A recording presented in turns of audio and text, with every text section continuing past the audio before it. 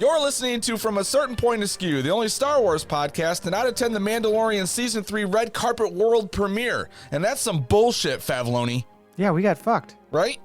I'm Jason, the angry ginger Jedi guy. I'm back, and I'm broadcasting live from inside Wookiee Poot Studios. I'm not alone. Please allow me to introduce the guy that you said this is bullshit, but, well, I said that he introduced himself after that. It's Matt. He's Darth Mathias. He's here. We got a big show. Let's chat, brother. So, yeah, I was going to mention this later, and I will when we get into the news. There was also a roundtable that was held where a bunch of podcasters got a chance to ask Favloni and Katie Sackhoff the questions. What is our invite lost in the mail? What the fuck happened? Yeah, it must have been. We get no respect. I mean, that's the only explanation. Like the lead up, everybody who does a podcast has a blog, a newsletter. Like they're all posting pictures in there, and my Twitter feed is nothing but them, like talking to them, asking questions. They've got quotes. Yeah. They've got pictures. There's shots of the screen before the showing of the 2 episodes. The next day is like, I've seen the first 2 episodes, and let me tell you. And I'm like, what the fuck? We get nothing. And even your boy Coffee with Kenobi was on there. He has some questions. Mm-hmm. So I don't know. I don't know what we got to do to get respect around here. We're the Rodney Dangerfield of Star Wars podcasts. We're putting our foot down, our big ass Athorian foot. They do have big feet, and you know what that means. I'm not gonna lie, getting two episodes in one night is pretty fucking wicked. I tell you, it's like Christmas. I feel spoiled, and not only that, where like it's nice to get like 2, but they were both fantastic. Yeah, I'm. We'll talk about this when we get to it. This is one of those rare times where I was actually like, I like the animated show more than the live action. Really? Yes. You're gonna have to talk me through the Mandalorian episode a little bit because I didn't hate it or anything, but there is so much in that first episode. Watching it a second time, I picked up on so much more. And I'm like, I don't even know. We need like 4 episodes to discuss, like, you know, just the possibilities with all this stuff that's laid out. And then my head's blowing up 5 minutes before we're going to record because I'm like, I'm not going to remember half the shit that I want to say. That's why you got to jot some notes down. I know. It's a lot. It's just a lot. Yeah, it's, we'll talk about it. But I like I said, I didn't hate the episode or anything by any means. I just was like, It felt like the prologue of a book. It was like a lot of, this is what's going to happen this season kind of deal. You know what I mean? And so I got done and I was like, there were good moments, really cool moments, especially one in particular. But I was like, in the end, I was like, like I wish there were 2 episodes. You know, I really would have liked to have gone into a second one right after that. Well, next week you can. They're going to make me wait. Anyway, if you would like to find our show from acertainpointaskew.com, we're on Twitter at FACPApod. Email us. Some of you did. Thanks. FACPApod@gmail.com. We're part of the Podawan Podcast Network at Podawans on Twitter. And a reminder that we are doing a Nerf Mandalorian Pulse Blaster rifle giveaway. If you send us an answer to our question of the week, you get an entry in for that. If you send us a Maul Bag, or you get an entry. If you send a voicemail, you get 2 entries. And we did get a couple of voicemails this week. And if you write a review, you get 4. So go do that. Go do all those things. And you'll get entries, and you can win this cool prize, which will be awarded after the end of the Mandalorian season.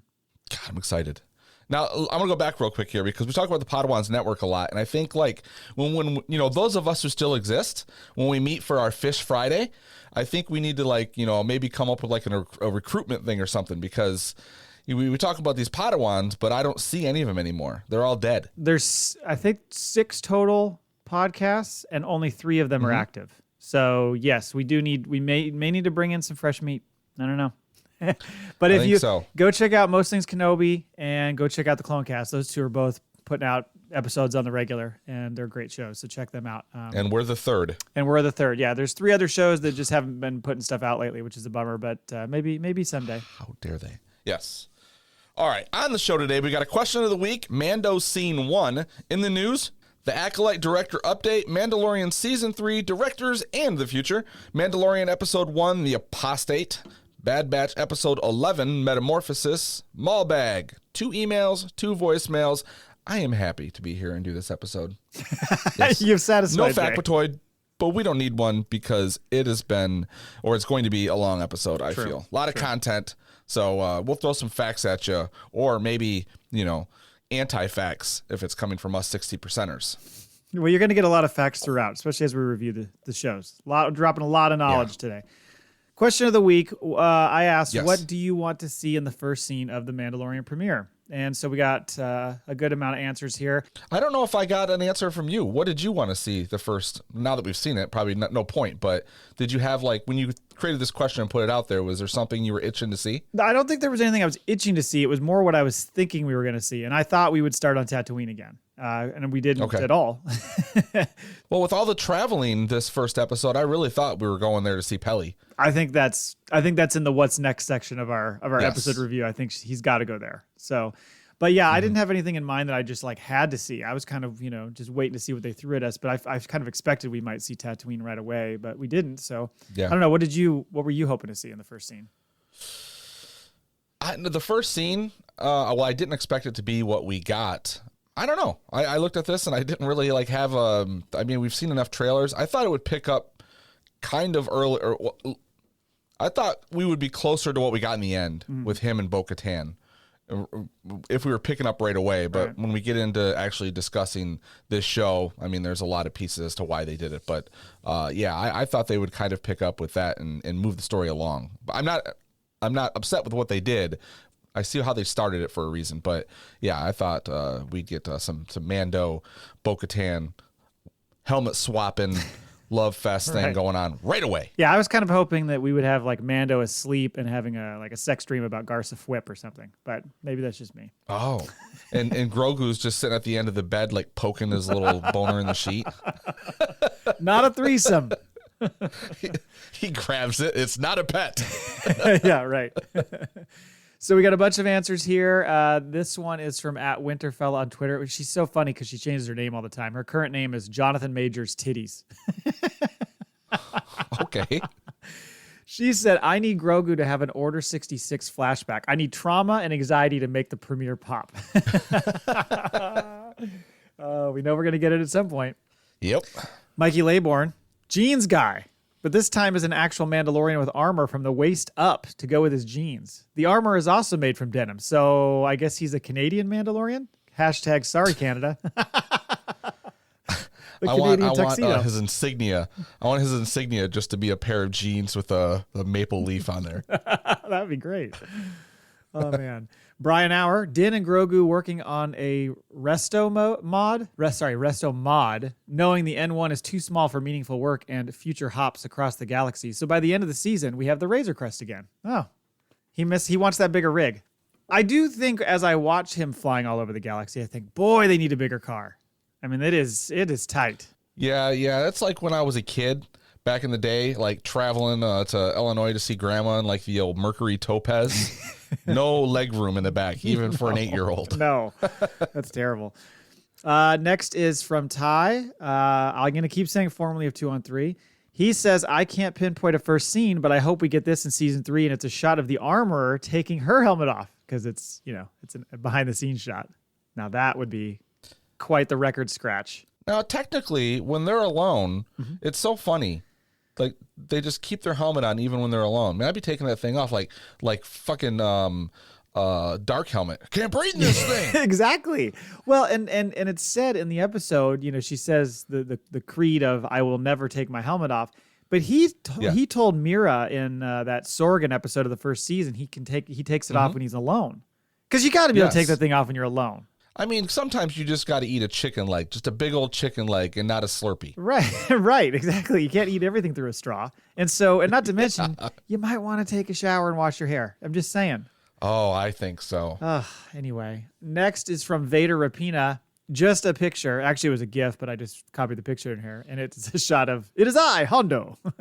So, well, shit, we almost got him. Off. Yeah. Yeah. Almost got him. I really thought that was going to be like a surprise, like revealing sometime soon, but it makes a lot of sense for him to show up in Ahsoka, given his Ezra ties, So we'll see. This next one from Depressed Kenobi's funny. So there's 2 different pictures here. She says the Alderaanian shock trooper getting yeeted by the Mandalorian superintendent in his gold Honda Accord, then getting speared midair by absolute unit Delani. So do you remember these characters? No, there's a lot going on here. Please explain. It's so funny. So these are great references. So the Mandalorian superintendent, who's the bald dude there, he was the guy when Padme went to Mandalore to see Satine. All of a sudden, the kids got all sick, and they're like, what is going on? All the kids got poisoned. And it's because this guy was scheming some deal where he was like, he was working with these dudes bringing in the drink, and they would put something in the drink to make more of it. But they're like, you got to get the balance right or else it's toxic. And they fucked up. But he's like trying to be all kind of quiet about it. Like he was just taking a little bit of extra dough. So that's who he is. I don't know. I don't know what the gold Honda Accord reference is, but that's right. And then the Delani one is the one where, speaking of Hondo, there was an episode in the Clone Wars where Anakin and Obi-Wan go, and I think Ahsoka as well, go to this planet and are try to help these like villagers protect themselves. It's very, very Sorgan-esque from the Mandalorian, like showing them how to fight and all this stuff to protect themselves from the pirates, from Hondo. And this Delani dude is like, why don't you guys just do it? Like, why are we fighting? We can't fight. We're farmers. Okay, I remember that. But in the battle scene, he fucking chucks a spike, like just throws a spiral and drills a pirate and saves Obi-Wan from behind. It's kind of funny. Okay. So great references. How do you remember these episodes so well? I had to look it up. I knew who those characters were, but I couldn't quite remember the whole story, so I had to look it up and remind myself. I don't have that kind of recall. Okay. But thank you. So you did a little prep work. I did a little prep, yeah. Now I don't feel like the village idiot. No, don't feel it. There's so many characters in Clone Wars, man. There's so many episodes. It's impossible to remember it all. I remembered. I didn't remember the superintendent as well, but I remembered Delani, and so I went back and I was like, oh, okay, that's who that is. And then there is a response to our question of the week by RFB, but it's in his voicemail, which we'll hear later. So that's all the question of the week answers. Thanks, everybody, for doing that. You get an entry in the giveaway. Bam. News. So I haven't heard a lot about the Acolyte lately, and I believe it's supposed to wrap up in the next couple months. They're filming currently. But there was this little nugget this week where, in addition to Leslie Headland, who's, obviously the showrunner and the writer and all that, she's going to, I'm sure, direct some of these episodes. But apparently Kogonada and Alex Garcia Lopez are also going to be directing a couple episodes. We don't know how many. Now, you shared this with me and mentioned something about an 11-minute fight scene. What were you talking about? He's the director of Daredevil. Oh, okay. And there's an 11-minute like hallway fight scene that's just fucking insane. Oh, I see. So if you're bringing this person in, you're looking for like, you got a scene plan that's gonna be nothing but just kick ass. Heavy lightsaber battle. I'm thinking lightsabers, going down a corridor, and after the letdown of Kenobi in the underwater hallway, let's get a little action going here. So I'm real pumped for Acolyte. I'm excited to see because I just don't have any expectation whatsoever of what it's going to be, other than just the little tidbits they've given us. So we might see something about it at Celebration. I would assume maybe either some stills or some sort of behind the scenes thing. I would think. Well, they'll do what they did last year and they'll show shit but not put it on the internet. So then we'll have a whole episode where we get the bitch.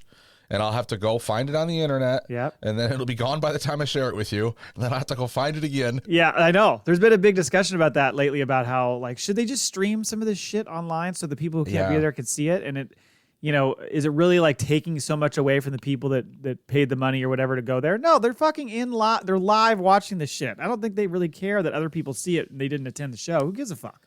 I agree. Let the fans see it. Also, did you see that they're not doing another one for 2 years? Yes, right, 2025, which kind of 2025 leads right into what would be the next movie. Right. So that makes sense, So it is about. I was kind of hoping they just do one every year, but yeah, I understand why they're putting it off. Also on the Mandalorian front, you sent me this. The rundown of the directors for the season was shared. So Rick Famuyiwa, I had heard that he was doing the first one and then the finale, but maybe the finale is kind of in two parts because he's doing episodes 1, 7, and 8. And then I can't remember who Rachel Morrison is. She's doing 2. Lee Isaac Chung is 3, Carl Weathers 4, Peter Ramsey 5, and Bryce Dallas Howard 6. Only 1 for Bryce Dallas Howard? Come on. She directed the best episode of Book of Boba Fett. Bryce? Yeah, Return to the Mandalorian. That was a great episode. I'm trying to see what Rachel Morrison is known for. Mudbound. I think we talked about her recently. Did we? Okay. American cinematographer for Fruitville Station, Cake, and Mudbound. Oh, okay. Gotcha. And now she's directing an episode for this, yes. And Peter Ramsey was the director of, he was one of 3 directors on the Spider-Verse. Oh, and nice. We talked about him a while ago because we had heard he was directing an episode of Ahsoka. And then there were rumors that maybe he did an episode of Mandalorian. So whether there's confusion of which one he did or he's directed one of each. Yeah, right. Okay. I could see where that could be confusing too if they just messed it up. But then some interesting quotes recently from Favreau about The Mandalorian, and I think this might have come out before our last recording. We just didn't mention it, but it was there were some questions about like essentially is season 4, which has already been written, is that all building toward like this like do you have this finale in mind for the whole series? And I think we kind of thought 4 seasons was maybe going to be it, but he said, quote, "I don't have an ending in mind. I think the beauty of this is that it's a middle chapter of a much larger story. I love for these stories to go on, and so these characters potentially could be with us for a while." Interesting. Yeah. Hearing him say that, it makes sense, right? Like we've talked about, like even Kennedy when she said, it all will kind of conclude to something, but we don't know what it is. With all these like side shows, it really feels like they're taking their time. Yeah. They're having success with everything, so why rush it? Right, and I wonder if that means, well, so is The Mandalorian going to go on for 5, 6, 7 seasons, or does it just mean that The Mandalorian may end, but these characters will be in other properties that are going to continue on? I'm not sure if it's going to be that or what. So we will see. But that was interesting. Everybody was kind of like, oh, okay. So he doesn't have an ending in mind. Back to that round table we talked about earlier that we were unceremoniously not invited to. Bullshit. Yeah, so the other thing he mentioned there was that just blew the internet up, well, at least Star Wars Twitter up, was that he was saying, what about my timeline? Yeah, everybody got real mad. So I'm sure Cole couldn't sleep. But they were talking about how Mando and Grogu had like essentially been together for many years, is how he worded it. And that then the time passed for when he was with Luke was 2 years. Everybody's like, whoa, like it was that much time that went by. And then he kind of backtracked on it a little bit when he was interviewed again on, I think it was on the red carpet maybe. And he kind of made it sound more like it's almost like real time with what we experienced the show. So, well, if you listen to the quotes, like reading them, I see why people were like, oh, this, and this. And it seems like one was feeding off the other, off the other, off the other. Right. But then I'd heard the quote where he says, we spent 2 years away from Grogu. And it wasn't, or no, it wasn't. I think people were saying Mando took it, so Luke was with him for 2 years. It was that we as an audience, sort of, other than the Book of Boba Fett, it was 2 years ago. Right. And I think like that makes sense in the way that they start off this season. Yeah. Because it's a lot of like, just in case they don't say it, but just in case you didn't watch Book of Boba Fett, here's the steps and the steps. Yeah. Yeah, I think you're right. Some time has passed, so the relationship has been built over time. And obviously sometimes jumped because, you look at Navarro and how that looks differently now and all that kind of stuff. So clearly time has jumped, but he also was kind of saying it like, hey, we only got like 30 years to work with here between the original trilogy and the sequel trilogy. So we got a lot of stories to tell. So we don't just want to run out of time right away. So that was kind of funny.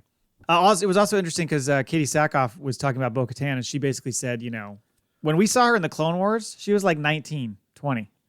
I saw something the other day where was it Favreau said she's in her 50s to her 80s or something. I was like, is she not a human? Like, what is going on? She looks real good for 80. She looks great for 80. I think she's meant to be about 50 now, like based on that timeline. So somewhere around that. So, okay, that was it for the news. It's time to discuss The Mandalorian. So I watched this episode a couple times, and this is why I said I kind of wanted you to bring me to where your head's at on this episode, because it was great seeing all the characters.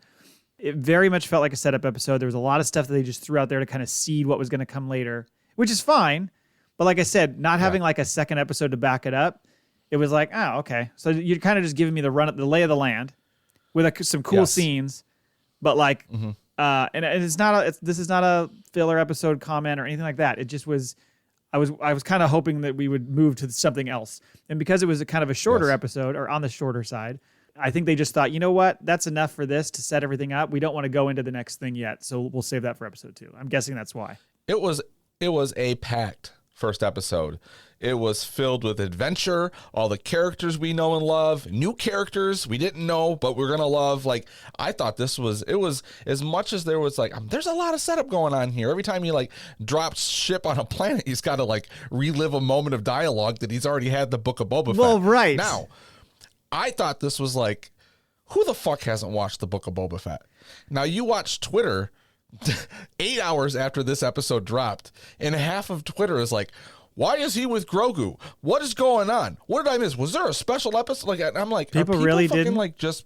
are they being serious? Do they? And then I followed one thread. I saw a guy that I followed for a while, and he is a Star Wars fan. So I'm like, how did you not know this? So I thought he was like baiting, like just kind of like, throwing shit out there, playing games.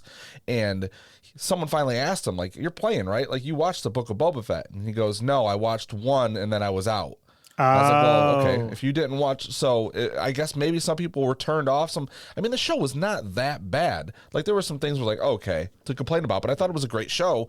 And especially if you're in the social media, how do you not know that Mando shows up in the Book of Boba Fett? Right. You're just not going to watch it anyways, so you missed 2.5 episodes of like awesome shit. So I see They did it really good because we got to see like what they do with Navarro. There was a lot going on that he had to do in Navarro, and there's a lot of introduction that's going to take us through to the season. Also filling in the blanks. There's the scene that we had talked about last week where Grogu's spinning in the chair and he's offering him land, live here. We get to see about Cara Dune where he offers him to be the marshal, and he can't be. We get to see the development of Navarro. I mean, there's the pirates, so we know that that's the school, and then we learn about I should have wrote his name down. I knew I was going to forget it. Salad the Hutt. What was his name? Shart was his name. Shard is the guy's name. King something. King Shard is a Gorian maybe. So yes, that's what I was thinking about. Was like I'm watching the opening scenes when they like the conversation he has with the armor. It was almost like, hey, in case you missed this in the Book of Boba Fett, this is why he's going to go on this quest to redeem himself. So it was a little bit of catch up there, and that's fine. All in all, like I said, I enjoyed the episode. It just wasn't one of my favorites. I did like the fact that when we go to Navarro, we get so many fucking aliens. I love when they just let you sit in the Star Wars world for a second and just absorb it. And that Navarro scene was really cool for that because we got a ton of... Well, that walk down the street where he's like, wow, a lot's changed since I was here last, I mean, and I remember when we first started doing the show, when we were talking about the Mandalorian and his first walk down the street of Navarro, the city, and we just discussed about like just all the grime and the dirt, and it looked really lived in. They've got that one on the spigot burning. Now those things are living in the trees, but like one of the interesting things was when I watched it the second time, I noticed the first time, but I didn't pick up on it. One of the guys walking by has one of those like dragon things on his shoulder. I saw those that. Are the things that they were attacked by, in the episode in the first season, but like a baby one. That was a baby version of that? I think that's what I'm assuming, because you also hear the droid, the one that looks like C-3PO walking by, or you hear it in the background, but they're offering like tickets to like an amusement park or something to go to the lava rivers to see whatever. That. Yeah, so I saw that. Well, and I thought the thing that was on that guy's shoulder almost looked more like a little like bat than a dragon, like it looked a little bat boy or something like that. It was kind of strange, but nothing I've seen before, so that was odd. Right. I did like how they also had a Benihana robot. He was just chopping up food. Did you see him? He had like eight. That was the kitchen droid from Book of Boba Fett. Oh, that's right. I forgot about that. He was in there. God, good call. I totally forgot about that. Anyway, well, all right. Let's. Did you have any other overall thoughts? We can kind of get into the rundown. No, let's get into it. Let's get into the religion of it. All of you who answered our question of the week, you're wrong, because they open up with the armor, and yes. She's making a new helmet, and she presents it to this young lad who's essentially doing his Mandalorian first communion. Well, this is a brilliant setup because we think we're getting a flashback. That's exactly what my younger guy and my lady friend said. They're like, I thought this was a flashback. Not only did they think it was a flashback for Din, but they also thought, so because he gets cut off, does that mean that's a loophole? Hey, I never technically I wouldn't take the helmet off. Oh, that was so funny. By the way, you know who plays this kid? No, who was the kid? It's Jimmy Kimmel's nephew again. He's the kid. He's the kid who played the young Tusken kid in Book of Boba. This kid's getting a lot of work. Oh wow! Keep that kid around. Yeah, he's right as he's about to repeat, "I shall never remove my helmet." He gets cut off, and this giant fucking crocodile comes out of the water and attacks the Mandalorians. First of all, when you get to the end of the episode with all the art, I liked the design of the creature more in the art than all you got was like, 1,000 years since Lake Placid. This fucking gator comes out. It's a total gator. It even does the gator roll. It does the roll to like kill the Mandalorians. It was funny too, because at one point my older son goes, why don't they just go back in the cave? Yeah. I don't know. Pride. It was awesome to see them work together, though, and to see how important they treat each other, and they put the kids behind, and like the you know, all of them with the grappling hooks and the detonators, and then when they get rolled, they go after each other, and then you see the one use the damn fire. Don't know why. I know, it doesn't work. Distraction. They're just throwing everything they can at this thing. A couple of them bite it. A couple of them, like, one gets eaten and stuff. So it's not going well. Yeah, my for son them. goes, "Did someone just get eaten?" I looked at him and go, "Yep." Yep, he did. And then in flies the hero, Din Djarin, to just absolutely blow a hole in this thing. And then he lands, pops his canopy, and is kind of like, "Sup, guys? So am I a Mandalorian now?" And they're like, "No." No. Fuck. What do I have to do? They don't even say thank you. No. To this apostate. Exactly. Yeah, it's fucking bullshit. So then Din shows the armor, that artifact that he got from Jawas, from somebody who pulled it from Mandalore, and it's like this like script, Mandalorian script, which he thinks proves that the planet is not poisoned, and that's going to give him his, you know, all he needs to know to be able to go there himself and go to the mines of Mandalore. Which she's like, "Look, man, it's gone. It's not. They're not there." And he's like, "Well, I'd like to go and try, and if I do, by creed, I get absolved, right?" She's like, she has the longest pause in the world. She's like, looks at Grogu. She's like, "Fine," this is the way, but it was very much a fine. Yeah. I like how it's like, if I come back with proof, I'm like, what are you going to take a selfie? Selfie, yeah, right. Oh, yeah, you're going to come back with proof. Grogu, hold the camera. That's why he's getting the droid with him. So that way he's got someone to like snap the picture. Well, it'd be funny as he takes back the picture and she's like, "You removed your helmet to purify yourself. You just fucked it up again." He's like, I got to go back. Chilling. Shit. It was warm water. I needed a spa day. He was doing like the frog lady. He was like, getting in that spa. Well, technically he could just be like, this was before I put the helmet back on. Right. Yeah, exactly. So I was good. Yeah, I recited the creed again and I put it back on. Grogu's there. I sat in the spa with a chicken leg. So Din decides to head to Navarro, and on the way, while in hyperspace, probably one of my favorite scenes of the whole show, if not my favorite, we see the motherfucking Purgles. When he turned and looked, and all of a sudden you saw just the slight image of it show up, I was like, holy shit, they're doing it. Which this just feels like a setup for Ahsoka. I don't think we're really going to see them much in The Mandalorian. Exactly. This is just literally like a, just so you know, plant that little seed. We're going to see it in the next series. And so adorable when he like ducks down, crawls under Dad's arm, and just like cuddles. I know. Kind of like a security thing. Exactly, yeah. But it's cool to see the Purgles. So yeah, he rolls into Navarro, and this place is looking fucking nice. It's just booming with life. I mean, like I said, so many aliens. You see a Mon Now they've got air traffic control welcoming you. Exactly, and I love how she's like, "So what's your business?" And he's like, "I'm just here to see an old friend." Just okay, that's it. Go ahead and land. Yeah, I mean, we're just gonna buy it. We're gonna believe you. I mean, fuck, they let the pirates land, so I guess anything goes. Mm-hmm. Then he strolls by the IG-11 statue. We did see this, by the way. The IG-11 statue we did see, I believe, in season 2 of Mandalorian when he was on Navarro. Yes. You just saw it in the distance. He didn't actually go up to it. Beef Cargo saunters up, and holy shit. Not only is his outfit awesome, but the fucking droids carrying the train of his cape was so hilarious. I had to point it out to everybody. I thought it was so awesome. I was like, look at this next level narcissist. And they come down the stairs and go down the stairs. Yep. His robes are like fucking 3 sizes too high because he's just got to have all the fucking fabric on him. That chain holding it is just, holy shit, man. High magistrate. High magistrate. Like, you can tell he's giving himself that title because no one fucking calls him that. Like, he's one level up above what he's supposed to be, I guess. Like, whoever would approve that, he just kept bugging him every week on the conference call. Like, can I call myself High Magistrate? Fine. Call yourself High Magistrate. Whatever. I don't give a shit. We go back to the first season, the last episode, or the second to last episode, when we first meet Moff. Yeah. Moff is calling them all out by their name. He knows who they are and who's in there. And he says, disgraced magistrate. Beef Cargo. He didn't like that title. He had to get rid of those business cards that said disgraced magistrate. Now he gets to put high magistrate on there. Yeah. Who put these on my desk? This is a joke.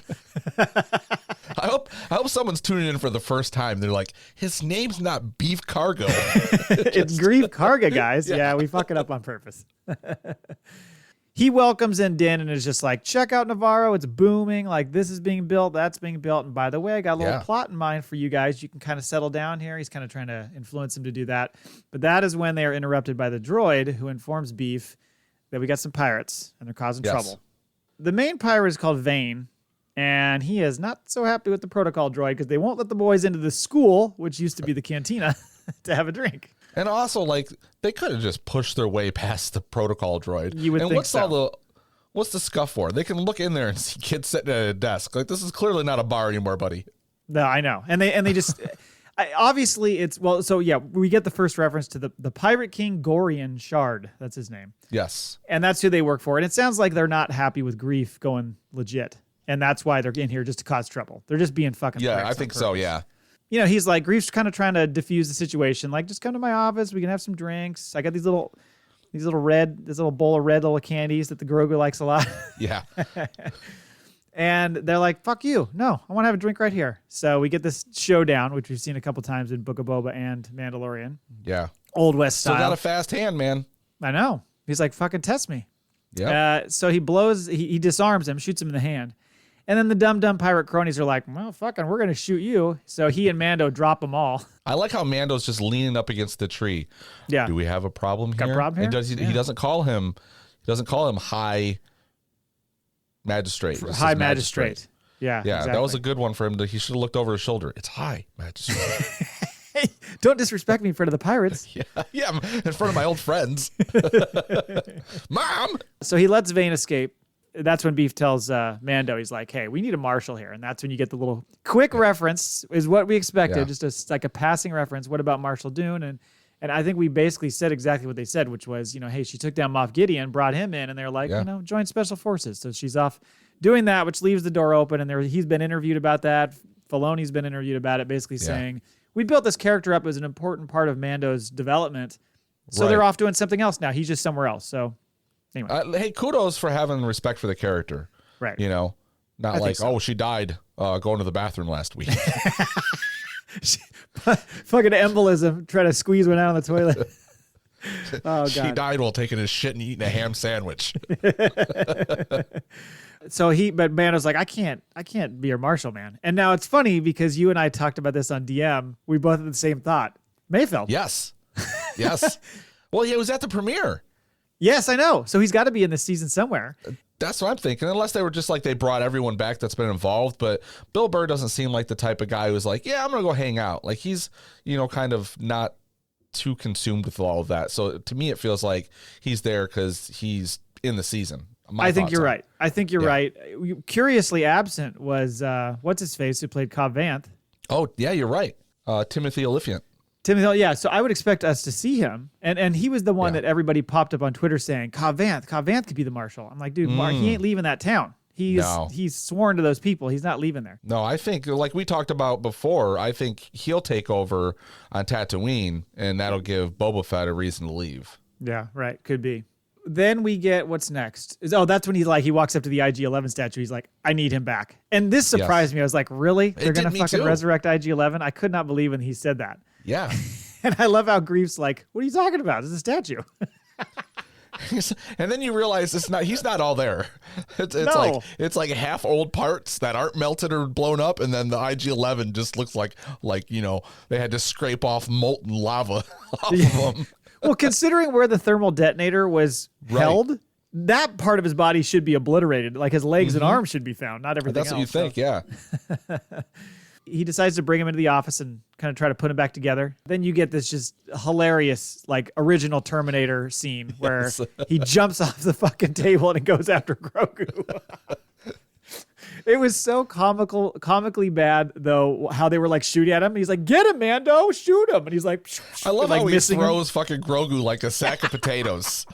Here, catch. That was hard to watch. I mean, it was cheesy because then, like, who greenlit the line "That's using your head" for Mando? Oh, God, man. We haven't had a one-liner yet in this show, and then out of nowhere, like, all of a sudden Mando's like, I'm going to be funny here. That was a prequel trilogy line.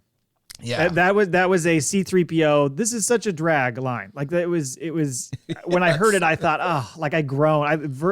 Outwardly groaned. I was like, oh, come on. I can get by that. I can let it slide. They smash him. They have to take him to the Anzellans, which is the Babu Frick people. Yes. This whole scene was hilarious. Did you notice it looks like they have actual human hands? They're so fucking big. Oh, I didn't notice their their arms hands. are these little sticks, and then their hands are just these huge fucking things. The second time I'm watching, I'm like, those are really big hands on those guys. I just thought that whole sequence was so fucking funny because first of all, you get Mando sitting inside this little workshop, which I was like, is there a deleted scene of him crawling in there? Because that'd be very awkward. But yeah, and I love how he can't understand the Anzellan. It's like he wants. Do you speak Huttese? Because he can't understand his accent. Because he's like, yes, no good. It's broken. It's broken. And you got fucking beef out there. He said he thinks that he can fix it. Well, at first he needs the translation. He's like, yeah, I think I got it now. I figured it out. Yeah, he's missing his memory circuit, and they don't make him anymore. So Mando's like, okay, well, if I find the part, can you fix it? And he's like, oh yeah, no problem, I can fix it. Yeah, I love it when he grabs him and hugs him. He's like, oh my God, not a pet. And he's like, bad baby. Bad baby. That is the moment of the episode. I think that's what everybody's always going to show is that shot of him hugging him. That little because you're so used to seeing Grogu eat everything. At first, you're like, oh no. He's gonna eat an Anzellan. Well, I'm waiting for the toy to come out where it's just Grogu like hugging this thing, like, and you can't even like undo the arms, like it's stuck there for life. Shit, it's probably gonna happen. So fun scene, and then so then Mando decides, he's got to leave. He's got to go get this part. Yep. So he takes off, and just as he's teaching Grogu about the Naboo starfighter and all these things, he's like, this is this, and this is the enemy sensor. Oh shit! I know. So the pirate comes in on his 6, and it's that Vane guy again. He tells Mando, he's like, hey, you can't sneak away after cutting down 4 of my brothers in cold blood. Dude, it was 5. Now... Yeah, you're right. Nikto, notoriously bad at math. So it's okay, I understand. but I was like, it's going to come up again in a minute. Their number system works differently than ours. It's the pirates are bad at adding because it's going to come up again in a second. Okay. So we get this cool... I thought it was a pretty cool aerial battle scene. Probably the best one we've seen in Mando.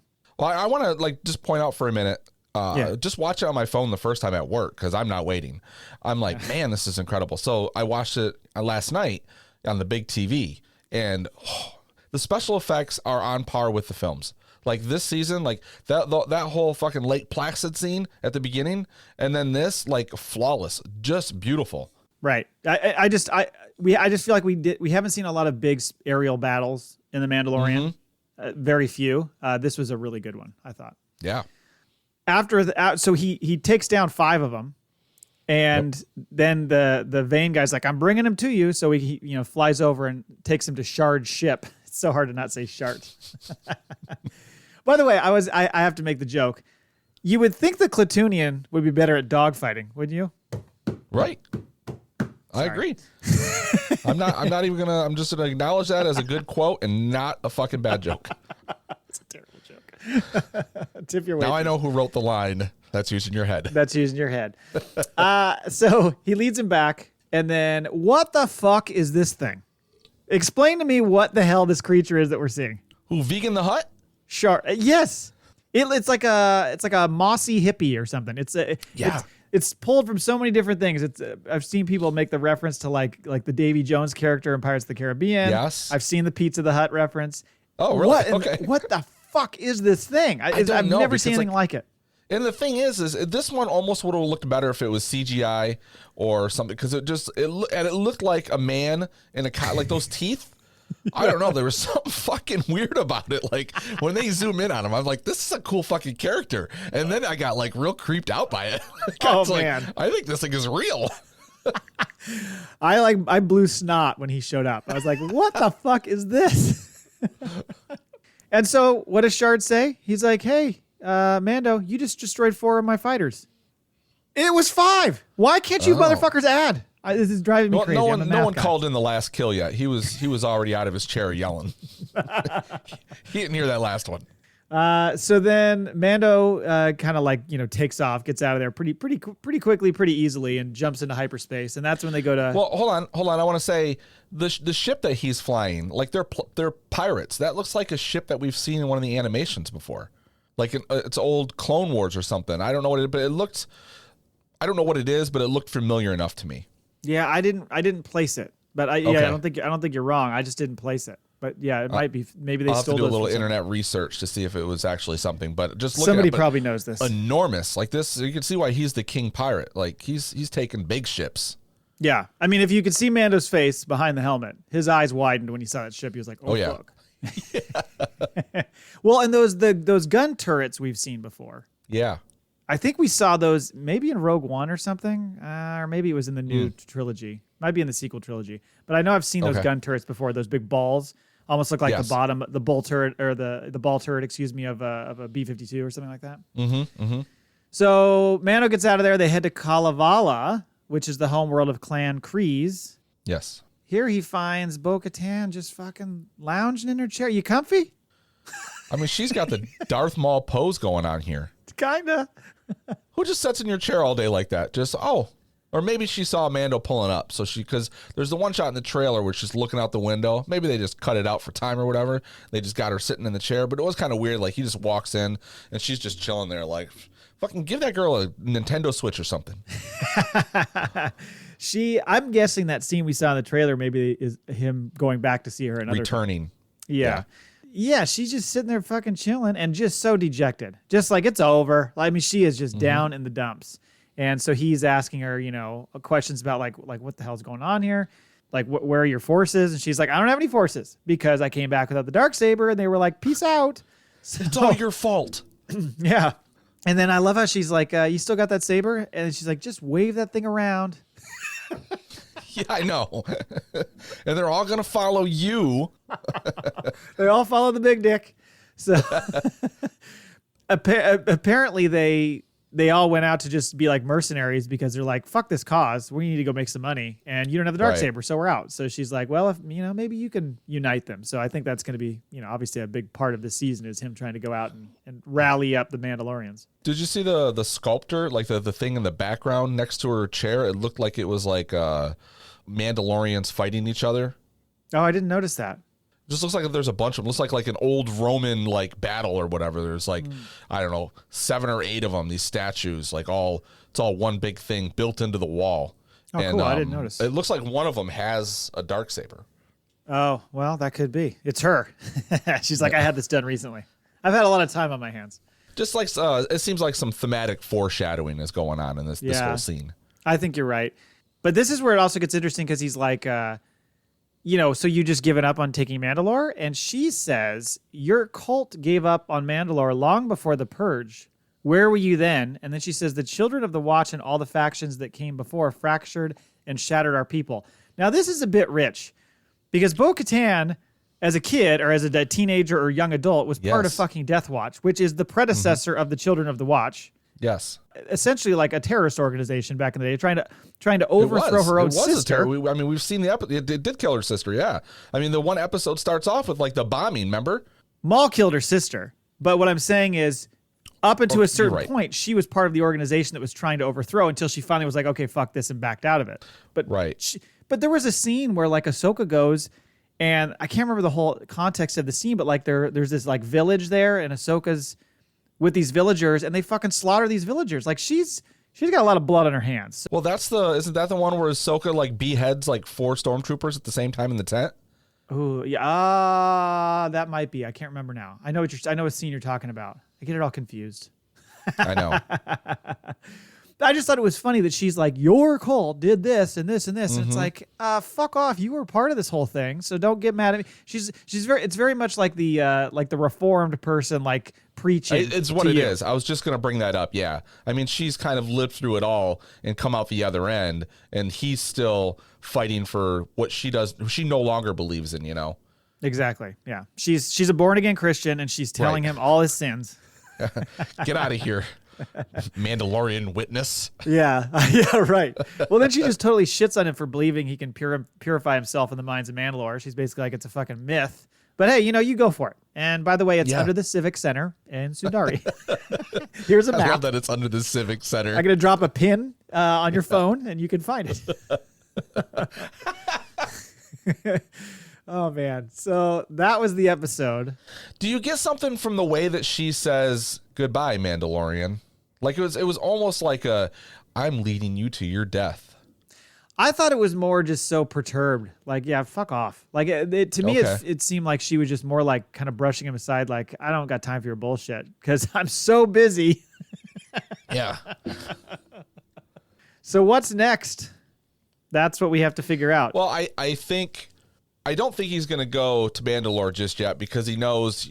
I think the whole point of him getting IG-11 is to see he can send the droid down first and then to see if it's poison down there or not, right? So he can breathe.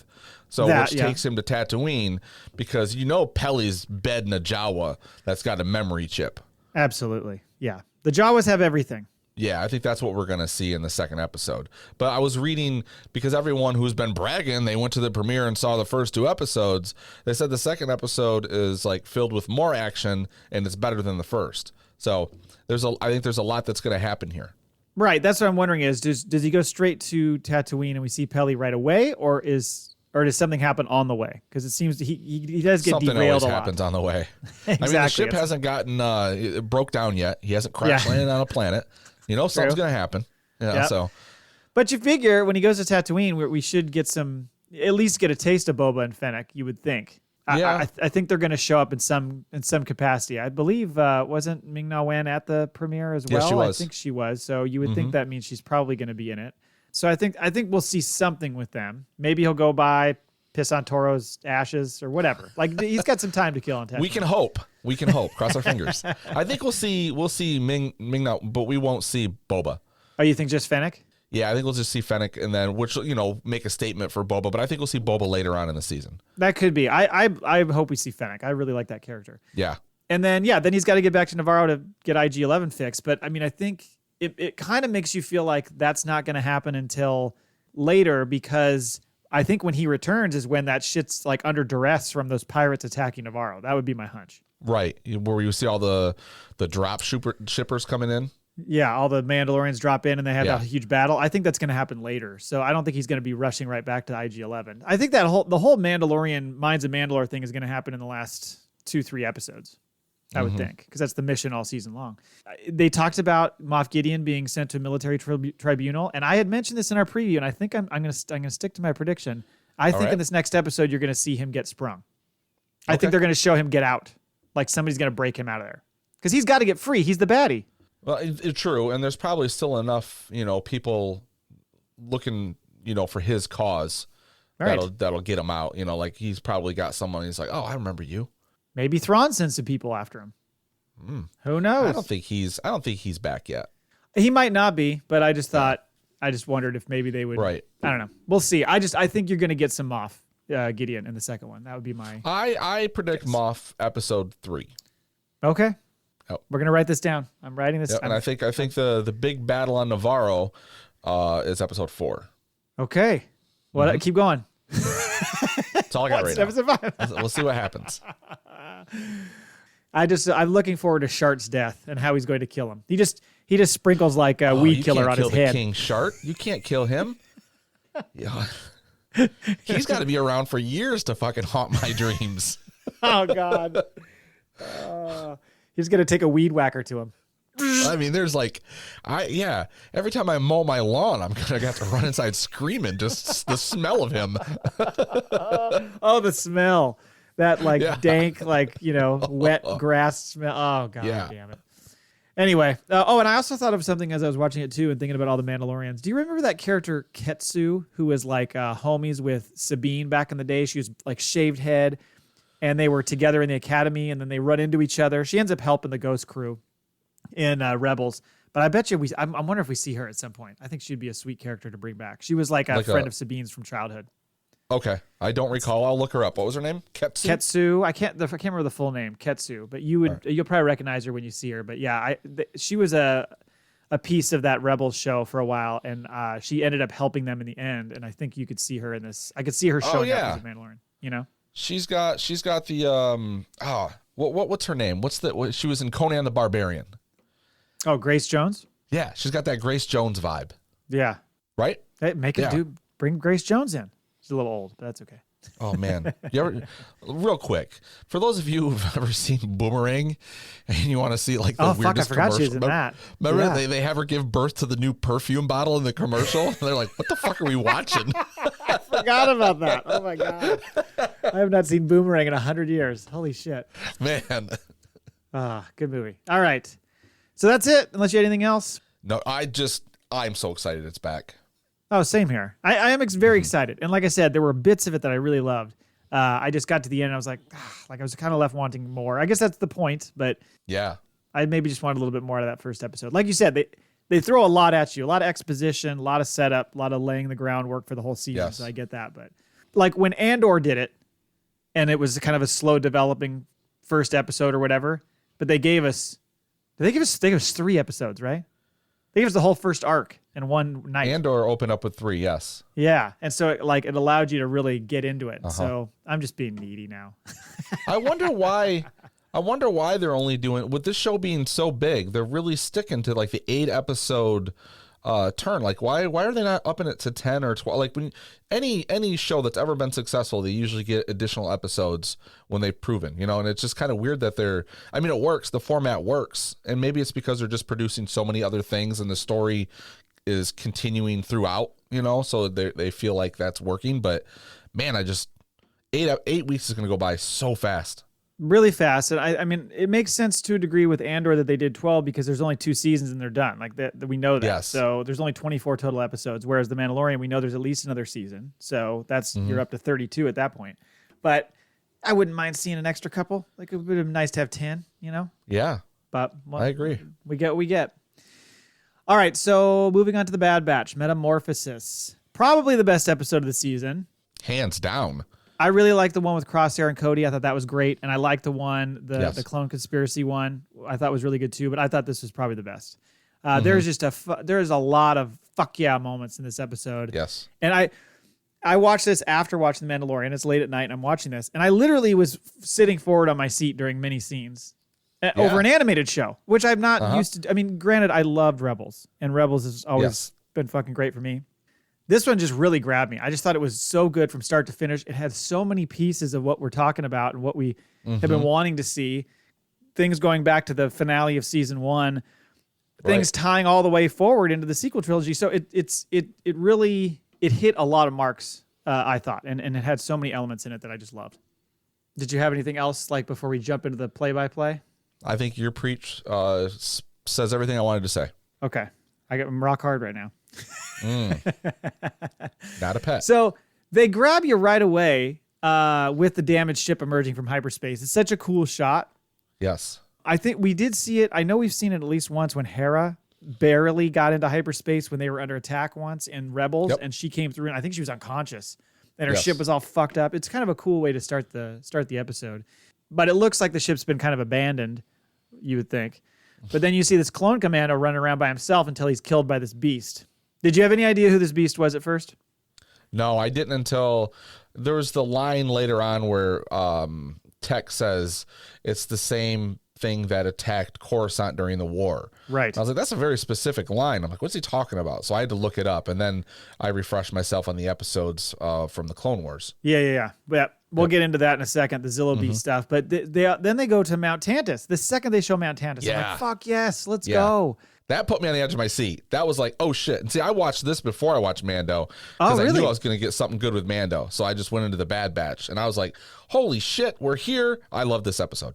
Yeah, so good. Then the ship lands. Dr. Hemlock walks out. Did you know who the voice of this is? It is. I had to look it up because I recognized it, and he's Jimmy Simpson. Give the spoiler alert. Yeah, he's from Westworld. Well, yes, Westworld is what I think most people would know him from. I know him from Always Sunny. He plays this fucking creepy character in Always Sunny. Okay. So creepy. It's like a whole family. They're kind of like inbreeding, I think. Oh, really? See, I've only seen like maybe 3 or 4 like spread out episodes. And I always laugh at it, but for whatever reason, it's never a show that I'm like, you know what? I'm gonna burn through this. I really should. It's so many seasons. They're on like season 18 or 19 now or something. It's the longest running continuous like sitcom in history. It's crazy. And so, but it is really fucking funny. So, yes, he is just such a scummy guy, but I love how he plays this character. We're just kind of almost at a whisper the whole time, just like so calm and calculated. A bit monotone. He is. And so he's clearly a major player in this cloning project, and he's running around collecting, assets. And he goes to Nala Se in her cell, and it's like, I think you need to jump on board with this project here. Like, you need to help us out with this plan. She's like, look, fuck you. You destroyed my planet. I know what the Emperor wants to do. I don't want to be a part of it. Right. And he's like, we're going to have to find ways to motivate you, I think. It's like, oh, no. So that's when we also learned Lama Su didn't die. We thought he got murdered. And he's still around. They didn't kill him. So he's being brought to Mount Tantus, and he's also informed, Hemlock is also informed that one of their transports is offline, so he's like, send out a search crew. Yeah. The Batch, oh boy. This scene was tough to watch with Sid, because I was like, yeah, fuck off. I'm so done with Sid. I was so happy to see even Omega jumping on her like, you fucking left us, Like, they're all done. They're so pissed off. I laughed both times I watched this episode because I love how she's like, I'm going to give you your 30%. And Tech's like, well, that's our standard. That's what you pay us all the time. Okay, 35. And you see Wrecker look over and then they're like, they don't say anything. And she's like, I'll give you 40%. And you see Wrecker. Yeah. He just gets more excited. They hold out for He's 50. like, are we taking it? It's like, calm down, Wrecker. We're playing poker here. He's fucking just... Well, and she just doesn't. She doesn't give a shit about him. Like, she's just like, "What are you moping about? Fuck off! Yeah. Like, I'm giving you jobs. Don't you want money?" Mm-hmm. So she agrees to give him half the cut, like you said, and go after this lost cargo. And when Hunter asks, she's like, "Don't come back without the cargo." And he's like, "Well, what makes you think we're gonna come back at all?" And she's like, "Don't fuck with me." Yeah. Bandana. And that's when Tech kind of voices what we're all thinking, which is she's got a lot of dirt on you, so you got to be careful now. You can't just piss her off. You're kind of stuck. And that's when Tech's like, maybe if we do this one last job, then we can break free. I'm like, I don't know. I don't think it works that way, but sure. I think Hunter's going to have to pull out that cyber knife and just slit her fucking throat. Yeah, right in the jugular. Yeah. So they land near the wreckage and investigate the ship, and this just turns into aliens or alien, one of the two, whichever of the two you like. I mean, it opened up that way, but we get more of it when they go back in there. Yeah. Yeah, it's you get like the sticky substance that they find. Yep. They like just the tension, the beeping of the scanners. It was all very alien-esque. The tight corridor shots, the running, the way the camera worked, the somber music throughout. Like, it was really well done. Yeah, James Cameron's watching this going, interesting decisions there. Checks his email. Where's my? I'm getting a check for this, right? Exactly. Like, I get the Indiana Jones ripoffs all the time because Lucas is involved in that. But you're just gonna take my shit? What the hell? So then Tech heads to the bridge. I like how Mega's like, by yourself. He's like, I love it. Don't worry, it's fine. How's he say? He says it in a funny way. Your concern is unneeded or something like that. Is unwarranted. Unwarranted. Yeah. Right. Yes. So he goes to the bridge and he's looking for like logs of what the fuck happened, and he finds, and then they go looking around. The rest of them go looking around and find this Kaminoan cloning equipment that Omega's not totally familiar with. She knows it's Kaminoan. Right. She's like, I've never seen this equipment before. And then back to Tech, he finds this dying robot saying, "Danger, danger, Will Robinson." Yeah.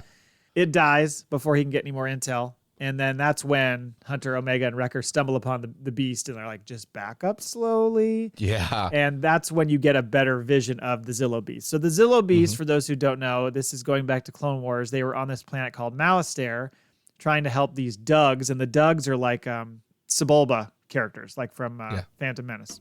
They walk around on their hands. Yeah. Very, very strong abs, very strong core on the Dugs. They're trying to help them fight off the Separatists back in the Clone Wars because they need their planet for fuel, essentially, and trying to get them to sign this treaty. And the Zillo Beast shows up. The Dugs are thought they were all dead. And Mace is like, well, we can't kill this motherfucker because we don't want to extinct, a species. They talk to Palps about it. And Palps is kind of like, whatever. Like, he doesn't give a shit at first. And that's when one of his assistants or something is like, have you seen this fucking thing? Like, its armor deflects everything, like lightsabers, blasters. That could be used for armor. And Palps is like, and that comes into play all the way later. Yeah. And in that episode, they eventually they use lasers to shoot down and kind of hit between the armor and essentially subdue him and take him. And they take him to Coruscant. And that's the reference that Tech makes later about this was the beast that attacked Coruscant. Yeah, because it grows with the energy, and they don't realize in that it's the electricity that it eats to grow. Yeah, and it just keeps growing and growing and becomes this huge monster. So the Zillo's running around, feeding off energy. Tech gets cut off from the rest of the crew and then shoots the whatever the source of the energy is and blows the whole fucking thing up. And the Zillo Beast, heads out and is heading toward the village. And this is when you get this hilarious fucking exchange where Tech goes, given the beast most likely ate the crew, he's probably not hungry. And Omega goes, it ate the crew? She is horrified. Wrecker goes, really, Tech? How's that help? She is horrified. And Tech starts to put his hand up to like defend himself, and Hunter's like immediately like, let's move on. Like we can't sit here and dwell on this. But Omega is just horrified. So then that's where they decide the two of them, Tech and Omega, are going to go back into the ship, right? Yeah. And the other two are going to go chase it on the Marauder. Right. What's the name of it? Yeah, the Marauder. And when they do go back in, Tech and Omega, they find this equipment, and Omega says this is used to extract and manipulate a host's genetic material. Yeah. And that's when Tech finds like this data showing plans to use that for armor plating. So essentially, what we saw in the Clone Wars. And then Tech realizes that that's when he realizes that the creature feeds on the energy and grows and grows. And he tells Hunter, it's going to grow. Don't let it go to the power plant or whatever. Yeah, he's like, too late. This thing's literally sucking on the power. Is where their fucking Wrecker's shooting down on it, and it jumps up on the ship. And what's Hunter yelled? Did you get it or something? Not exactly. It's like fucking was just on the ship, like trying to eat him. Oh no. Then you get this cool shot. I mean, this thing was just like, it was just fast action the whole way. Like you're just constant, like you said, just constant on the edge of your seat. Because then all of a sudden, out of hyperspace, here come all the fucking Empire, ships. They come flying in. Really cool shot of them coming in. They're going after the beast. They destroy the cargo ship. Omega and Tech barely get off. And now they're going after the beast. And Hunter and Wrecker, they're trying to like you said, they're trying to like keep the beast away from the energy grid and blow that thing up. Meanwhile, the villagers see this and are like, "What the fuck is happening?" I know. They are freaking out. My favorite thing is when you see the explosion of the ship, it doesn't happen too far from the little village on the mountain. Yeah, it wasn't nobody far. heard the ship crash. Like, well, no, they did. At night sleeping. They did. That's why they were saying it's so close to this village. That's why it was reported so fast. Yeah, nobody. They just are like, that's none of our business. We're just gonna report it. We're gonna stay in our little village. We're staying away from it. Okay. That's smart. So yeah, then the Empire kind of uses like something similar to what we saw in the Clone Wars to knock that beast out. And they capture it, fly away, and that's when Hunter and Wrecker scoop up Omega and Tech and get the fuck out of there. And meanwhile, then the Empire lands in the village and just starts rounding people up because we can't have witnesses. Yeah. Ooh, gross. That's kind of a frightening thing. I mean, they kidnap the whole community. Yeah. You can come with us, please. And are we just signing an NDA or no? You're probably going to be killed. I mean, you would think. And the kids are going to be turning into stormtroopers. There you go. Yep. Yeah. See, they always have a plan. So as they fly away, Tech, is explaining about the Zillo Beast, which I think he's inferring that it's a clone of the previous one. I believe so. Yeah, I think that's what he's saying. And he was saying that this is it's being used for its genetic material as a direct order by the Supreme Chancellor before he became Emperor. So there you go. He bought into that plan at that time. And he's like, talking about how it can be weaponized. And then that's when Tech says, well, right there, yeah, you're wrong. This is the host where they're going to take the genetic, the blood samples from, much like they want to do with Grogu. I don't think they've cloned it yet. You don't think this is a clone of the one that was on Coruscant from before? I don't think so, because where Tech says, well, it could be, because he says yes and no. It can be genetically cloned by the right type of scientist or something. And like, why are they bringing it to Mount Tannis if, you know what I mean? To me, if it's already that a seems clone. like where the facilities are. Yeah. Okay, yeah, you're probably right then. I took it the wrong way then, I think, because they said, is it a clone? He said yes and no. Oh, okay. Well, but then Tech says, I don't think the Empire destroyed Camino to get rid of cloning. They wanted to control cloning, which is obviously a fucking awesome thought. And then Hunter tells him, hey, send that data to Echo and Rex, which makes you think, okay, we're going to see them soon. Uh-huh. And then we go back to Mount Tantis to wrap it up. The Zillo Beast has been returned, and the clone commandos are telling Dr. Hemlock, how like a military vessel escaped. He's like, find out who the fuck it is. Everything is just this. He speaks this slow. And that's when La Masu arrives. Yep. And Hemlock's like, so we need to get Nala Se to cooperate. And he's like, oh, okay. So if you free me, I'll tell you how to do it. And they're like, sure, of course we'll free you. We're not going to free him. Yeah. You might be free, but you ain't leaving this mountain. Fuck no. We're not going to just let you roam. And that's when he says, there's a young clone girl. That's the key to controlling Nala Se. Bum, bum, bum. So now they're going to come after Omega. Mm-hmm. Fucking awesome. Great episode. Them sending the information to Echo and Rex, right? Yeah. in their argument with Sid, like it does feel like all the seeds are being planted for them to join up with that cause. Yeah, because Tex says at one point something like, I think this is bigger than what we imagined or something like that. They realize how big a deal this is. Mm-hmm. I can't imagine we're going to see Sid more than maybe another episode or two at best. Like, they got to get away from her. She's got to be done. Yeah. They're not bringing the beast back, so what are they going to do? They have to deal with her. Yeah, they're not bringing anything back. They haven't brought anything back. For years. She doesn't care about them. Like, they fuck up every mission. Yeah, we're not getting our 30% regardless. We're no good to you, Sid. Yeah, exactly. We have failed you time and time again. You don't need us. We're just gonna go over here. So see you later. I don't think she's gonna go for that, but I'm telling you, she might need to die. I don't know. Well, I think like what's gonna happen though is they're gonna put out find out who that ship is, right? So the information out there, Sid's gonna hear about it. There's gonna be a lot of money involved, right? Oh. And she's probably gonna spill the beans. Yeah, and good then point. That's where we come to the conclusion of their relationship. Right. And how great would it be if there's like a scene, almost like the prisoner scene in Mandalorian with like the strobe light, where Omega comes up behind Sid and fucking stabs her right in the heart. I love it. You become one of us now. You are now a member of the Bad Batch. She has to drink the blood of Sid. Oh. So the next episode is called The Outpost. And at first I thought, okay, so we're going to get some crosshair action, but I think we might see Echo and Rex. They might go right into it. I mean, a lot of times they tease and they kind of retract, but we might go right to Echo and Rex and see what they're up to. Maybe The Outpost is where they are. Okay. That I'm was gonna my buy thought. into that. I'm for it. We're just, we're just throwing shit, spitballing here. Because they gave us a lot on the cloning in Mount Tantus. So I don't think they're going to go, I don't think we're going to continue on that right this second. I think we're going to come back to it again later toward the end of the season. I agree. Yeah. I mean, they don't seem to be in a rush to, give us all the ingredients to this soup this season. So yeah, we'll be back. But I mean, I'm hoping the back half really starts connecting the dots on all this stuff that we've seen. I agree. Yeah. Yeah. I've been anxious to see Crosshair. So maybe it's not next episode, it's the one after. I don't know, but it would be cool to see Echo and Rex operating.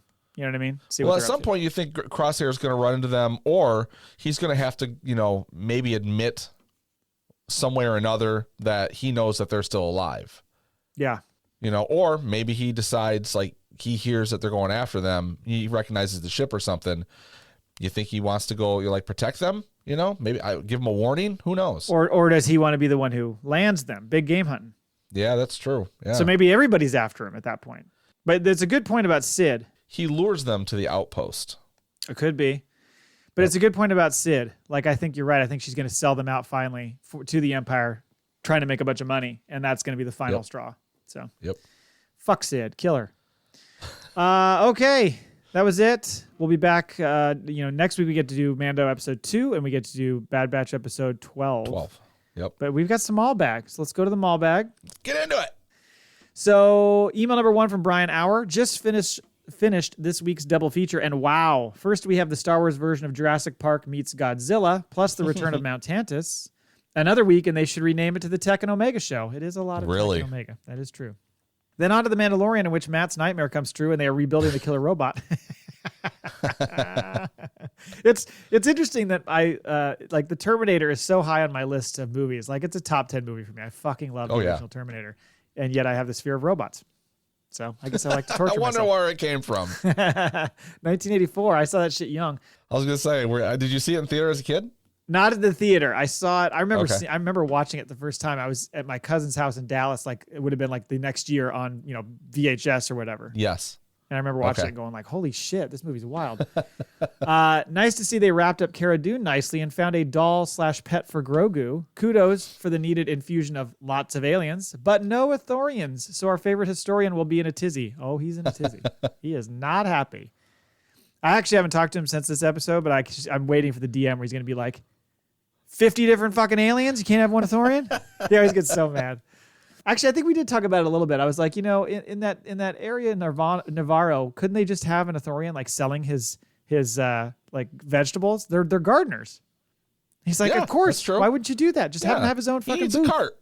Nope. He says, especially with the Swamp Thing appearance. Yeah, it does kind of look like the Swamp Thing. Question: if producer Kyle ran the school on Navarro, would alcohol still be served? I bet it would be mandatory, 1 shot per hour.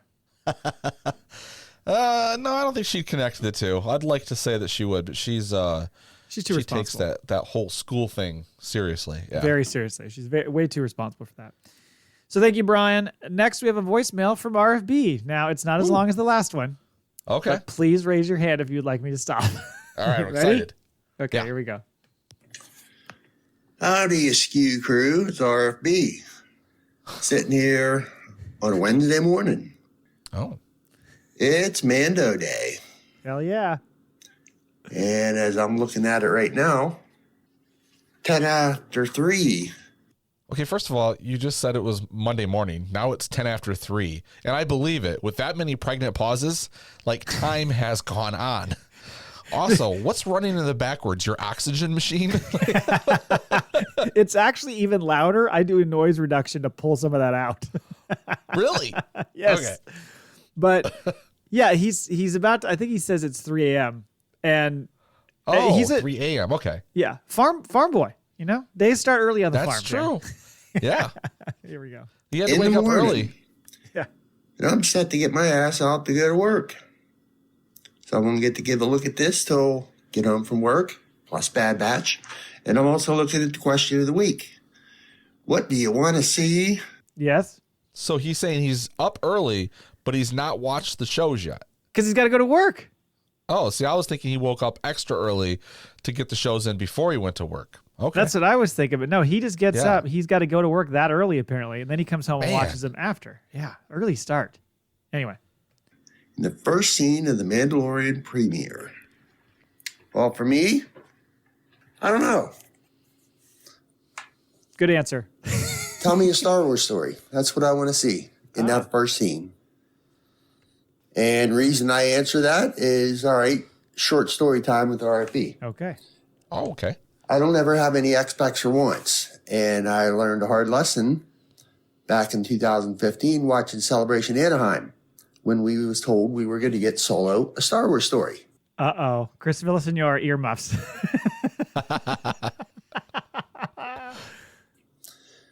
For the next couple years, going back and forth from work day and whatnot, listening to my podcast playlist and folks talking about it, and I kept asking myself, why do we need that?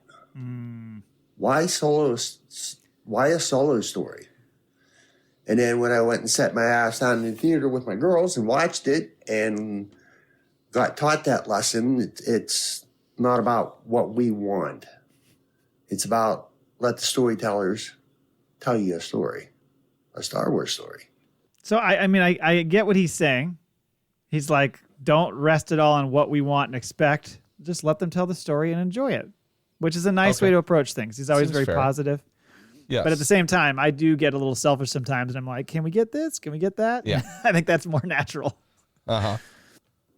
So from then on, I've put that on every next thing that's coming to not have an expect or a want, because they don't tell us not nearly as much as folks think they do about what you want. It's not about what we want. It's about let the Star Wars storyteller tell you a story. Yeah, fuck your fan service.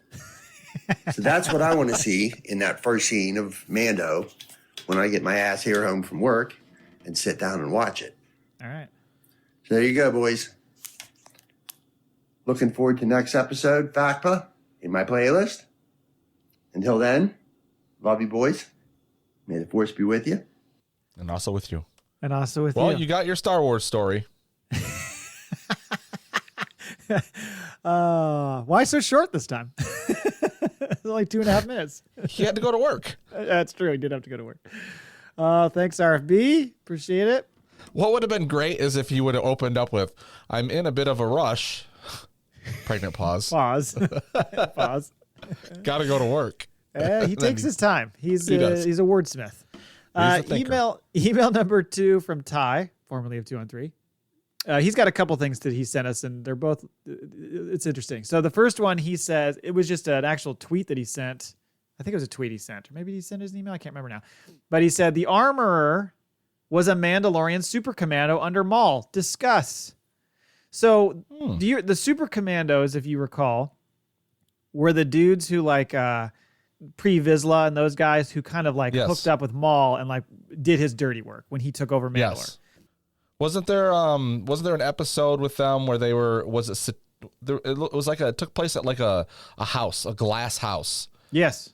And they were like soldiers parked outside, and that's when Sabine shows up with yes. She Okay. fights Gar Saxon, who is Yes. one of those people. And so Okay. yeah, that is part of that whole deal. I think what he's alluding to here is the fact that at some point, I think it's Gar Saxon, or maybe it's previous. I can't remember.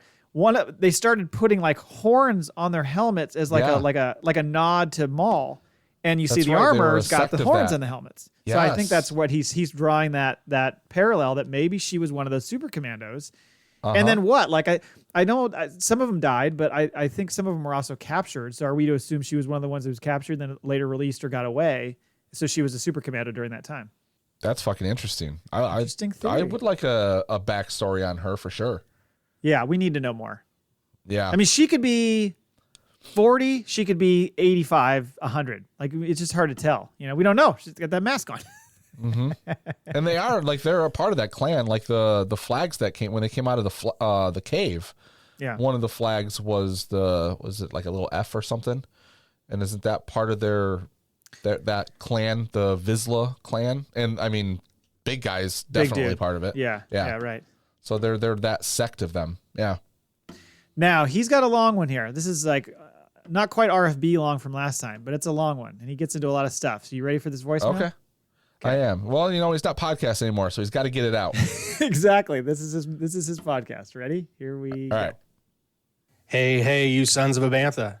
First of all, I have to say that I greatly enjoyed the irony of good old Cole lamenting how hard it is to get rid of the fascists. You don't say. Anyway, speaking of fascists, a thing I keep thinking about in the Bad Batch is why there is this strongly held belief among the Empire leadership that a conscript army is better than a clone army. After all, won't they by definition be less obedient and overall less effective soldiers? So he's going to get into this more, but it's a good thought. And I think we've discussed it a little bit on the show, is that like, yeah, clones are good soldiers, but they like are a little more moralistic to a degree, and they're fighting for a cause, they feel like. And so once like those chips fail and they start thinking about what they're doing, they might be out. Whereas conscripts maybe are a little more loyal, I'm thinking. Well, I think, yeah, because their whole thing was like, we give them 3 meals and a cot, right? Right. We give them something to do. And I think it comes down to budgetary. Probably pretty expensive to hold this clone army and to get them to age, to use them right away. But that also means they age out quicker. Yeah. So you have a short timeline. You constantly have to be churning them out. Yeah, Yes. true. Cloning ain't cheap. Right. Early on in the Bad Batch, the newly formed Empire is shown utilizing its first non-clone soldiers as they begin the process of replacing the clones. One of these soldiers says a line that stuck out. I think he's like Elite Soldier 01, ESO1.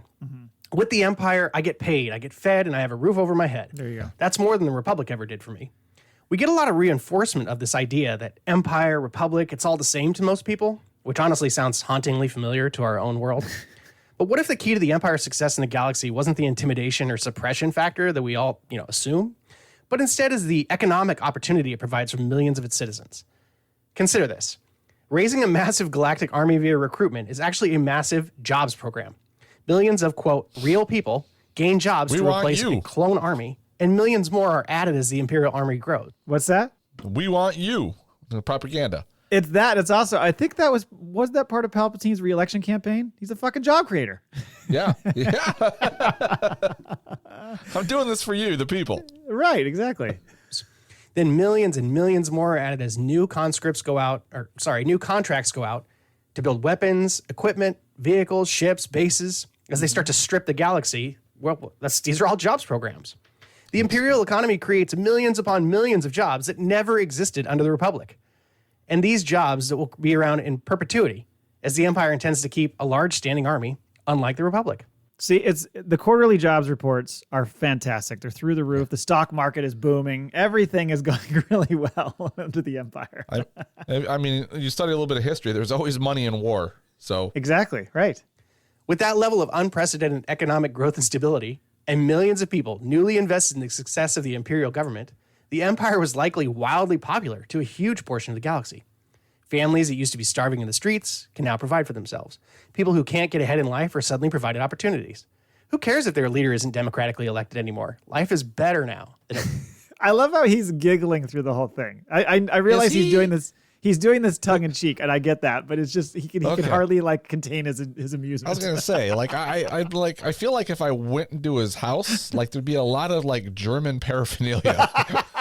No, this is all him being cheeky as fuck, but also trying to explain like this was the allure, like this is why, you know what I mean? So it makes sense. I like his theory.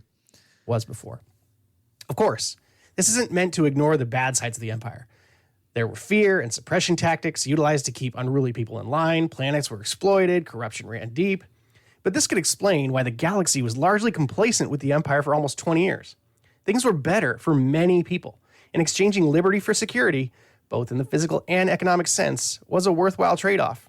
This is quite the speech. So this is in line with what we heard from Werner Herzog's character in the first season of Mandalorian when he's talking to the Mando and he says something along the lines of like, every system the Empire touches is improved, like peace and prosperity and all these different things are provided. So like where we made it worse, they've only made it better. So that's kind of in line with, I think, what he's expressing, why people are on board with it.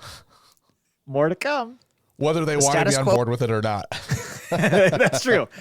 In the end, they kind of realize, oh fuck, we let this guy into our house. You know, this is one of those kind of things. We're better off because we were told we are. Right. Of the Empire was far better than toppling the whole system and facing starvation again. The fear of getting crushed wasn't the primary thing keeping them in line. It was the fear of throwing their lives into chaos. Again, sounds a little familiar. Yes. When you join the Empire, you have to give up your name, your history, and the rest of your personality. Whatever. TK-421, for instance. TK-421. But all of your basic needs are accounted for. And steady work provides plenty of opportunities to improve your circumstances. It's not a perfect analogy, but consider why thousands of young American adults join the military, many of them going on to attend college and landing higher-paying jobs. So this is the GI Bill. Mm-hmm. The conscription It's all about education. That's right. ESO1, despite expressing a positive outlook on his new career path, is seen to have kept his own moral compass somewhat intact. This is ultimately his downfall. When he refuses to kill civilians on a mission to hunt down Saw Gerrera, the treacherous Crosshair takes matters into his own hands and puts a bullet in his brain. Joining up with the Empire despite its benefits carries a high amount of risk, as he discovered too late. Outfitting any army with personally motivated soldiers comes with its fair share of advantages. Clone troopers were built to obey, but they didn't have much to fight for outside of serving those who commanded them. As you guys talked about recently with the episode where they don't really realize that there's a life beyond the war. Conscripted soldiers bring into battle more personal histories, family and friends, upbringings, homeworlds they hope to one day return to. But that kind of humane context can be more motivating than any order from Emperor Palpatine, though it also leads to moments of compassion that, like Crosshairs, for instance, can't comprehend. The Bad Batch is providing plenty of insights into the stormtroopers we typically encounter as faceless and anonymized entities throughout Star Wars of the past. But behind every helmet, at least this point in the series, is a person who wanted a better life for themselves, defending something they may or may not believe in. So maybe this is why the stormtroopers are bad shots, quote unquote, is because they want to make it look like they're trying to kill these innocent people, but they don't want to actually kill them. So they're like, hey, I was doing my job, I just missed. Right. Yeah. They're firing with their feelings. They don't want to lose their benefits by full on quitting. So they're like, I'll fake it. I'll fake it till I make it. Stormtroopers, in other words, are people too. Hopefully, the Bad Batch will continue to put their humanity front and center as we learn more about this shift to a conscripted army. He really struggles with this word. Conscripted. It's a tough word. It's a tongue twister. It is. It's almost over. And my last thought on this is, though, how long could it work? Surely Vader leading with fear can't last forever. What's it really like to be a soldier in an army at any point where one of your superiors might choke you to death for nothing more than being a little annoying? You're in too deep. Anyway, just some of my thoughts. Love to hear your take. Hopefully the first episode of The Mandalorian was good. By the time you're listening to this, we'll know. Take it easy. How dare he write an essay and bring intelligence to this show? I know. There's a lot there. We got to have him on the show sometime. I think we have to have him on the show, and I want one of these once a month. Yeah, exactly. A full breakdown. I'm gonna guess he had notes. Not RFB. from the hip. I'm going to guess that Ty had a few Right, notes right, there. yeah. Two different types of voicemails. Both passionate, just different. Exactly. Yeah. No, that was a great voicemail. Good thoughts. You can see how people get sucked into it for sure. I mean, we've seen it throughout different series, especially the animated series. And it is cool. It's like, it's always great to get, that's why I've always loved them digging into the Empire and showing us more, showing us stuff behind the Stormtroopers and how that program started and all these different things and why people got sucked into this thing. It makes a lot of sense. And obviously going back to the original trilogy, this is what George Lucas was doing. It was all like a little nod to the Nazis and all that kind of stuff. Like that's kind of what, not War, a nod to them, but a comparison, not a nod. Good job, Nazis. No, but like a parallel. And so it totally makes sense. It's very similar to how like Hitler rose to power because people all got like wooed by this character, like cult of personality character. And then all of a sudden it was too late. And they're like, oh fuck, this guy's a maniac. Great stuff, Ty. Thank you. It was really awesome. Thank you. Yeah, thank you everybody for sending in all your Maul bags. This is quite a full Maul bag, and I'm glad we finally relieved it. Actually, hold on one second. Yeah. Oh. We have a late entry. We got one? Yeah, See? I think so. My tweet worked. Is it Layborn fucking with us again? No, this is from Darth Flamingus. Oh. Gents, while I definitely enjoyed... When you start it with while a gripe is coming. But while I definitely enjoyed the first episode of Mando Season 3, I can't stop thinking about how stupid that opening scene is. Oh, boy.